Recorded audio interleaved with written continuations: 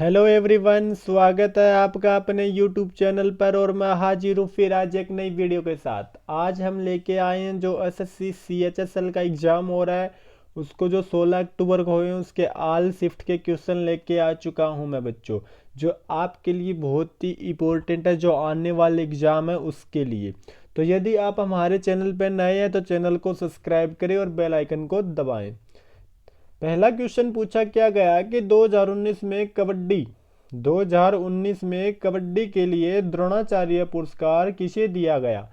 तो बच्चों किसको दिया जाता है, ये राजवीर सिंह खोखर को दिया जाता है 2019 में कबड्डी के लिए द्रोणाचार्य पुरस्कार।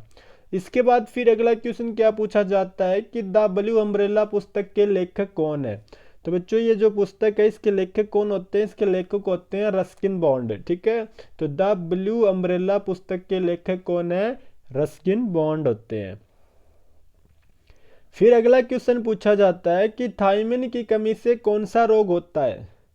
तो बच्चों थायमिन की कमी से कौन सा रोग होता है, तो बेरी बेरी रोग होता है। ठीक है, थायमिन की कमी से कौन सा रोग हो जाता है, ये बेरी बेरी रोग हो जाता है। अगला क्वेश्चन पूछा गया कि हुमायूं नामा की रचना किसने की। तो हुमायूं नामा की रचना गुलबदन बेगम ने की। और ये गुलबदन बेगम कौन होती है, ये हुमायूं की सिस्टर होती है। ठीक है बच्चों, तो ये कौन होती है, गुलबदन बेगम हुमायूं की सिस्टर होती है और इसी ने ही हुमायूं नामा की रचना की है।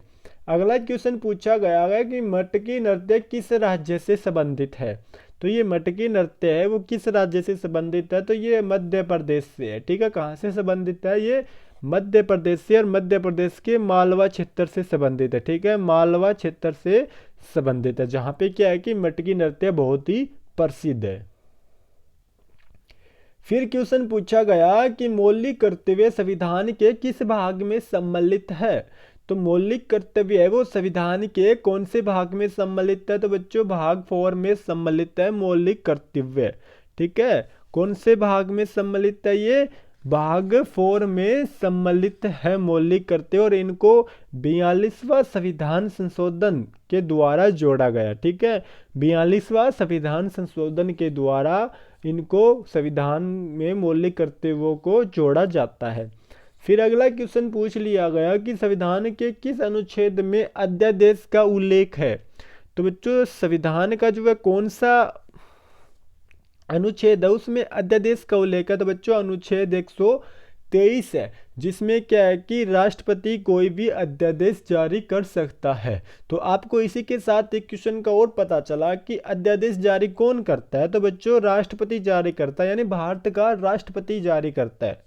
ठीक है बच्चों, और राष्ट्रपति के ही खिलाफ क्या लाया जा सकता है, महाभियोग लाया जा सकता है। राष्ट्रपति के खिलाफ और किसी के खिलाफ भी नहीं लाया जा सकता। तो इसी के क्या है कि संविधान के अनुच्छेद 123 में अध्यादेश लाया जा सकता है जब कोई सत्तर नहीं चलता, तो किसी कानून बनाना बहुत जरूरी होता है, तो राष्ट्रपति अध्यादेश जारी करके बना सकता है, और ये वैलिड 6 महीने के लिए होता है। अगला क्वेश्चन पूछा गया कि 2019 के लिए इंदिरा गांधी शांति पुरस्कार किसे दिया गया। तो 2019 में जो इंदिरा गांधी शांति पुरस्कार होता है वो किसे दिया जाता है, तो बच्चों वो डेविड एटनबरो को दिया जाता है। ठीक है, किसको, डेविड एटनबरो को 2019 के लिए इंदिरा गांधी शांति पुरस्कार दिया जाता है। अगला क्वेश्चन आ रहा है कि चरी नृत्य वो किस राज्य से संबंधित है। तो चरी नृत्य वो किस राज्य से संबंधित है, तो बच्चों वो राजस्थान से संबंधित है। ठीक है, कहाँ से है, राजस्थान से संबंधित है। अगला क्वेश्चन पूछा गया कि गोवा राज्य का गवर्नर कौन है। तो गोवा का राज्य गवर्नर कौन है, भगत सिंह कोश्यारी, लेकिन ये परमानेंट गवर्नर नहीं है क्योंकि इनको अतिरिक्त कार्यभार दिया गया, और जो भगत सिंह कोश्यारी है ये महाराष्ट्र के राज्यपाल हैं। ठीक है बच्चों, और महाराष्ट्र के सीएम कौन है, तो उद्धव ठाकरे हैं। पूछ ले गोवा का सीएम कौन है, तो प्रमोद सावंत, और भगत सिंह कोश्यारी को गोवा का अतिरिक्त कार्यभार दिया गया है। ठीक है बच्चों, इसके बाद क्वेश्चन पूछा गया कि कपास की खेती के लिए कौन सी मृदा उपयुक्त है। जो कपास है इसकी जो खेती है उसके लिए कौन सी जो मिट्टी यानी मृदा है वो उपयुक्त रहती है, तो बच्चों काली मिट्टी। हम काली मिट्टी को क्या बोलते हैं, रेगुर मिट्टी भी बोलते हैं, रेगुर। ठीक है, ये ध्यान रखना। ऑप्शन में आपको काली मिट्टी ना मिले, रेगुर मिट्टी मिल जाए तो बच्चों ये रेगुर मिट्टी है ना, इसको ही काली मिट्टी के नाम से भी बोलती हैं। तो कपास के लिए रेगुर मिट्टी उपयुक्त होती है, यानी काली मिट्टी उपयुक्त होती है। और एक जो सोयाबीन है ना, सोयाबीन के लिए भी क्या होती है, काली मिट्टी उपयुक्त होती है उसकी खेती के लिए। अगला क्वेश्चन आता है कि लोकसभा को भंग कौन कर सकता है। तो बच्चों लोकसभा है, इसको भंग कौन कर सकता है, ये राष्ट्रपति कर सकता है। लोकसभा को भंग कौन कर सकता है, ये राष्ट्रपति कर सकता है। जैसे सरला, मैं आपको एक ट्रिक बता रहा हूँ, सरला यानी संसद, राज्यसभा और लोकसभा। तो संसद अनुच्छेद 1879, राज्यसभा अनुच्छेद 80 और लोकसभा अनुच्छेद 81। तो ये ध्यान रखना, मैंने आपको एक ट्रिक बताई है, कभी भी आपको इससे रिलेटेड अनुच्छेद पूछ ले तो आप सरला का याद रखना। सरला यानी संसद 79, रैपे राज्यसभा यानी 80 और लैपे लोकसभा यानी 89। इसके बाद नेक्स्ट क्वेश्चन अपना कि कोलेरू झील भारत के किस राज्य में स्थित है। तो कोलेरू झील है वो भारत के किस राज्य में स्थित है, तो बच्चों वो आंध्र प्रदेश में है। ठीक है, कहाँ पर है, आंध्र प्रदेश में। और यहाँ पे एक और झील भी है, पुल्लिकट झील। ये भी आपसे क्वेश्चन पूछ ले तो कहाँ पे है पुल्लिकट झील, ये भी आंध्र प्रदेश में है। कोलेरू झील भी आंध्र प्रदेश में है और पुल्लिकट झील भी आंध्र प्रदेश में है। यदि आपसे पूछ ले चिल्का झील कहाँ पे, तो बच्चों वो उड़ीसा में है, ये ध्यान रखना। अगला क्वेश्चन आता है कि पुष्यमित्र शुंग ने किसकी हत्या करके शुंग वंश की स्थापना की। तो बच्चों वृद्धदत्तर की हत्या करके पुष्यमित्र शुंग ने शुंग वंश की स्थापना की है।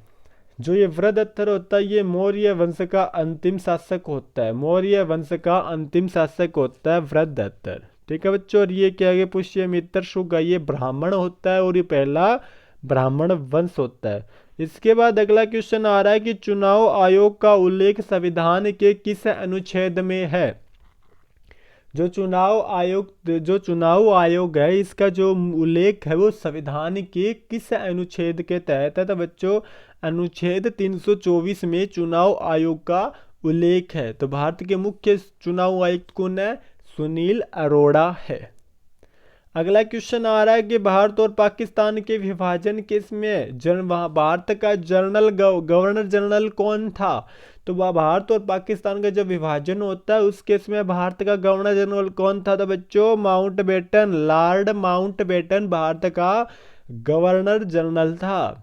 फिर क्वेश्चन आ रहा है कि भाषा के आधार पर आंध्र प्रदेश राज्य कब बनता है। तो भाषा के आधार पर आंध्र प्रदेश सबसे पहले 1 अक्टूबर 1953 को राज्य के रूप में आता है। ठीक है, तो कब बनता है ये, 1 अक्टूबर 1953 को भाषा के आधार पर पहला राज्य आंध्र प्रदेश बनता है। इसके बाद नेक्स्ट क्वेश्चन आ रहा है कि किस नदी को भारत में दिहांग के नाम से जाना जाता है। तो बच्चों किस नदी में को भारत में दिहांग के नाम से जाना जाता है। तो ब्रह्मपुत्र नदी को भारत में दिहांग के नाम से जाना जाता है। और इसको जो बांग्लादेश में क्या है कि जमुना के नाम से जाना जाता है। ठीक है, जमुना के नाम से जाना जाता है। फिर अगला क्वेश्चन आ रहा है कि विश्व पर्यावरण दिवस कब मनाया गया। तो बच्चों विश्व पर्यावरण दिवस कब मनाया जाता है, तो ये 5 जून को मनाया जाता है। और ये भारत में कब से, 1972 में। ठीक है, 1972 में। और फिर लेकिन मनाना कब से स्टार्ट होता है, 1974 में। इसकी घोषणा कब होती है, 1972 में होती है। और लेकिन ये मनाना कब शुरू किया जाता है, 1974 में मनाना किया जाता है। अगला क्वेश्चन आता है कि अनुच्छेद 280 में किससे संबंधित है।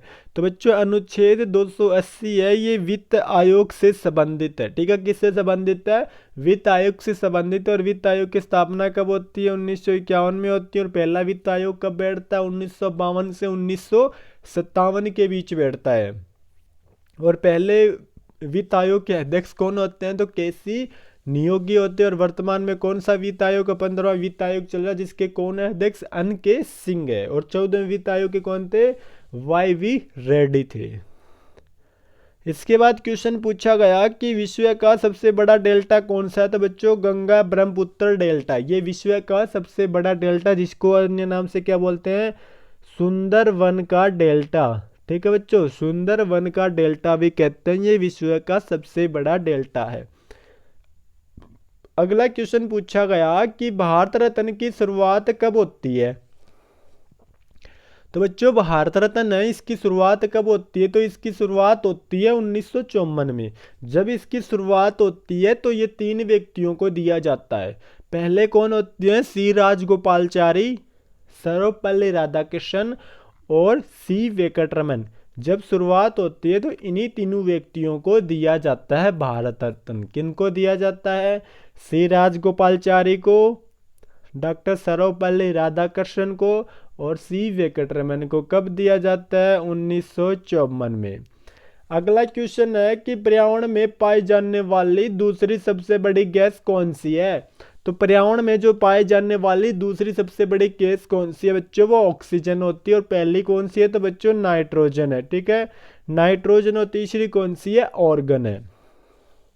तो बच्चों ध्यान रखना कि पर्यावरण में पाई जाने वाली दूसरी बड़ी गैस कौन सी है, तो ये ऑक्सीजन है। और पहली कौन सी है, नाइट्रोजन। और तीसरी कौन सी है, ऑर्गन है। ठीक है, कौन सी है, ऑर्गन है।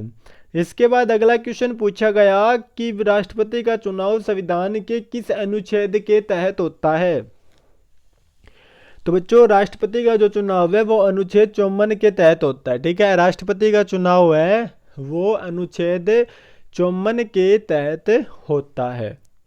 अगला क्वेश्चन है कि वंदे मातरम पहली बार कब गाया जाता है। तो वंदे मातरम है ना, पहली बार 1896 में कांग्रेस के अधिवेशन में गाया जाता है। कब, 1896 में कांग्रेस के अधिवेशन में गाया जाता है वंदे मातरम पहली बार। इसके बाद क्वेश्चन है कि सिख धर्म के संस्थापक गुरु नानक का जन्म कहाँ हुआ है। तो सिख धर्म के संस्थापक जो गुरु नानक है उनका कहाँ पे होता है जन्म, तलवंडी पाकिस्तान में होता है। कहाँ पे, तलवंडी पाकिस्तान में सिख धर्म के संस्थापक गुरु नानक का जन्म होता है। तो बच्चों आप देख रहे हो कि एग्जाम में कैसे क्वेश्चन पूछे जा रहे हैं, हिस्ट्री से भी है, करंट से भी उठा रहे हैं, जनरल साइंस से भी उठा रहे हैं, करंट भी उठा रहे हैं, 2019 का भी करंट उठा रहे हैं। तो बच्चों आपको पढ़ना है, पेपर इतना टफ नहीं आ रहा, पेपर सरल आ रहा है। आपको लगातार ऐसी मेहनत करनी है और ये आपके आगे के एग्जाम के लिए भी अच्छी है। तो वीडियो को आप जरूर देखें और ज़्यादा से ज़्यादा दूसरों को शेयर करें ताकि पता चले कि CHSL का एग्ज़ाम कैसा आया है। अगला क्वेश्चन पूछा गया कि इजराइल के प्रधानमंत्री कौन है। तो बच्चों इजराइल के प्रधानमंत्री बेंजामिन नेतन्याहू है। कौन है, बेंजामिन नेतन्याहू है, इजराइल के राष्ट्र प्रधानमंत्री है। अब पूछ ले कि इजराइल के बारे में मैं आपको 1-2 बातें बता देता हूँ। इजराइल ने ना अभी UAE के साथ समझौता किया है जिसको हम बोलते हैं अब्राहिम समझौता। तो जो इजराइल है इसने 2-3 देशों की, सबसे पहले इजिप्ट के साथ समझौता किया, फिर UAE के साथ, अब बहरीन के साथ भी समझौता कर चुका है, यानी खाड़ी देशों के साथ समझौता कर रहा है इजराइल। तो आपको ये ध्यान रखने योग्य बात है कि इजराइल है ना जो UAE के साथ समझौता करता है वो होता है अब्राहिम समझौता, और इजिप्ट के साथ भी किया है और बहरीन के साथ भी किया है। फिर क्वेश्चन आ रहा है कि भारतीय खिलाड़ी मनिका बत्रा का संबंध किस खेल से है। तो जो भारतीय खिलाड़ी मनिका बत्रा है इसका संबंध टेबल टेनिस से है। ठीक है बच्चों, और इनको अभी क्या है कि राजीव गांधी खेल रत्न पुरस्कार से सम्मानित किया गया है, यानी 5 खिलाड़ियों को राजीव गांधी खेल रत्न पुरस्कार दिया गया है।